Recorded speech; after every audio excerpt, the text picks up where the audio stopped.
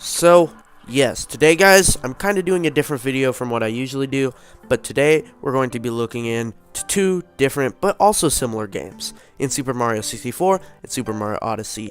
I'm going to be kind of doing a review for Super Mario Odyssey, but also looking into Super Mario 64, what things did they do, that I liked, what things did they do that I disliked, some of the similarities and differences of each game.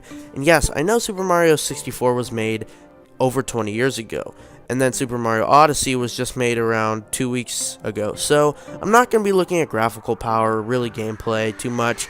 I will be looking at it, but not really in depth, because I know these games have, different eras, so of course Super Mario Odyssey is going to have improved on some of these things. But yeah, I just kind of want to look at how far Super Mario Odyssey has come all the way back from Super Mario 64.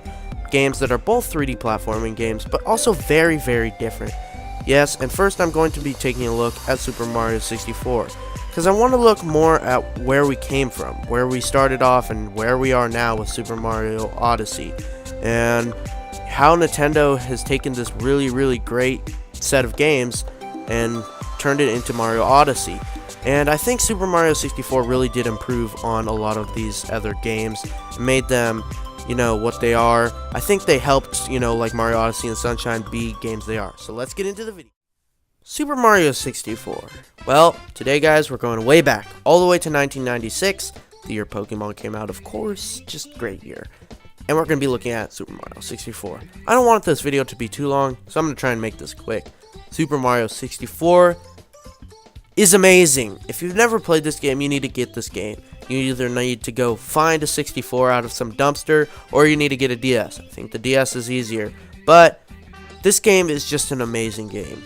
If you've never played this game, you might think this game is where you're going through all these cool worlds and just this really fun adventure, which it is, but it's not like going through worlds, this huge expansive world. It's actually very different. You're in a small area. You're in Peach's castle. The castle's not very big. You can go inside or outside. Inside is... there's a lot of different areas you can go, not too many actually, but it's not very big. And then outside is not very big either. So you're like, well, Jarhead, then why is there all these cool, memorable places? Well, there's a whole bunch of different rooms, and each room has a picture in it.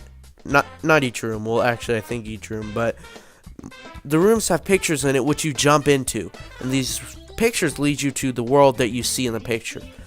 For example, the first world is Bomb Bomb Battlefield. You jump into the picture, you go to Bomb Bomb Battlefield. And each of these worlds is just so fun. But what do you do in this game? Do you just jump into pictures? What do you do? Well, unlike regular Mario games where you just go to the flag, you beat the level, beat the boss, this game you're collecting stars. And once you get a star, it's just so fun to actually get a star, because a lot of the stars are very hard to actually get. So the completion, the reward factor is very, very fun. And it's just going through the game and getting these stars leads you to get to Bowser. And you beat Bowser, you get Peach back. In the DS version, you fight Bowser multiple times, you actually get keys. But I'm not sure how it works in the 64 version, but that's how it works in the DS version. The DS version has a lot more stuff. I think there's actually places in the 64 version that weren't added to the DS version. So there is a lot of differences. But just Mario 64 in general is such a great adventure. I want to talk about some of the gameplay. The controls of these games, I've played on the 64 before, is good, but the camera is kind of hard to control sometimes. Just kinda, but it's not the worst. It's still fun to play the game. Like the camera is not bad, but it gets annoying sometimes, and sometimes you can't turn it, and it really just gets in the way sometimes. But the actual, the camera mechanic is not like some random thing that's just looking at you. It's actually part of the story. There's a Lockatoo in the game, which is actually filming you, and it's kind of weird, but whatever. Nintendo does what they do. So the game is just such a great adventure. I want to shout out some of the favorite, my favorite worlds. Bomb Bomb Battlefield, Whomp's Fortress is one of my favorite. Whomp Fortress is such a great, world. It's so unique, and it just really is fun. It's cheerful. The music in this game is very, very fitting, and a lot of the music is cheerful. But I also like the Snow World. Probably one of my favorites is Jolly Roger Bay. Another one of my favorites is the Egyptian place. I forget what it's called, But the Egyptian world is actually not a picture. It's actually a wall. Like, you jump into a wall, and the wall looks like the rest of the wall, so it's actually, you can't see it. So it's, if you could easily miss it. So that's what I mean. This game has a lot of secrets, and it's pretty easy to die in this game. If you've never played this game, I'd say it would take you maybe 15 hours to beat the game. To get all the stars, maybe 30. If somebody like me, I could probably beat the game maybe 6, 7 hours. No, probably about 10 hours. And then I could probably get all the stars in maybe 20 hours, I think. Because I know how to get most of them. So that's Super Mario 64. I loved 64, one of the best games ever. If you haven't played it, definitely play it. It really set the standard for 3D platformers to come. Really, it did. And that's why I just love this game. Super Mario Sunshine really followed in the steps of 64 in a good way. It was a good game, not as good as 64 in my opinion, but a very good game. So let's move on to Odyssey.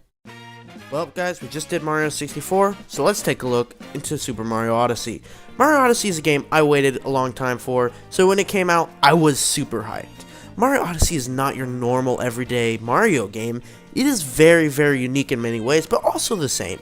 Looking back at Mario 64, this game took a lot from that game. The controls, the 3D worlds, the 3D everything. And it really did a great job at capturing what we got at Mario 64, but adding so much more. And it takes this, 3D type of platforming, type of game, and brings it to a new level of awesome. I want to talk about some of the cool things that I liked in Mario Odyssey. The first thing is the worlds, and I have to give it up for Nintendo for making these worlds just so great. First world you're going to come to is the Cap Kingdom. And yes, spoilers alert. The Cap Kingdom is a very unique world, and Nintendo is good at making these unique worlds. It's a very gloomy and dark feeling world, but also very awesome and just cool feeling. It's not the biggest world, it's very small, and there is smaller worlds that are usually meant for plot points in this game, like the Cloud Kingdom, whatever. But there's also huge worlds like the Sand Kingdom, which is empty in most of the in some of the parts, but it's also very, very filled with moons and everything. And looking at some of the other worlds like the Metro Kingdom, which is a city kingdom filled to the top with everything.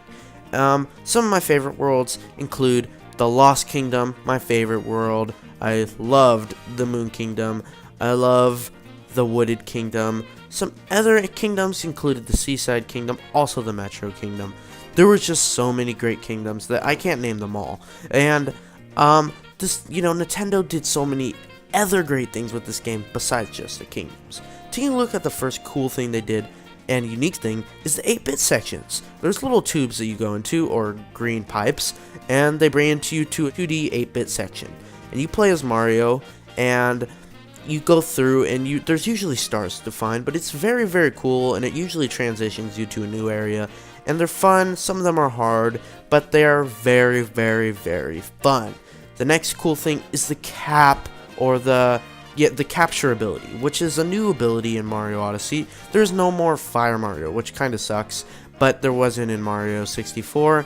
But what you do in this game is you throw your cap at enemies. You become the enemy, and you get their ability. And that really does help on a lot of different stars, and you need it to do some special things. And it's very, very fun to actually do. I very much enjoy this ability. Some other awesome mechanics is the picture mechanic, or the camera mechanic, which you take photos. Not too big of a deal. The story in this game, everyday Mario game, Bowser takes Peach, but this time he's trying to marry her, so he's going through these worlds, running away, getting new things, and you have to follow her. The story around this game, or what you're supposed to do, you're pretty much supposed to collect power moons, kind of like stars, and this time you get enough, and then you go through the Odyssey to the next kingdom. You can capture or get all the power moons before you leave, but you could also just get the minimum amount and leave. And after you beat the game, more power moons will show up, which is very, very cool, and I enjoy this part of the game. Nintendo did a great job with this game. There's so many cool aspects, I can't name them all, but looking at both of these games together, which game do I enjoy more? All the way back to 1996 or 2017? And to be honest, I think I enjoy Mario 64 a bit more.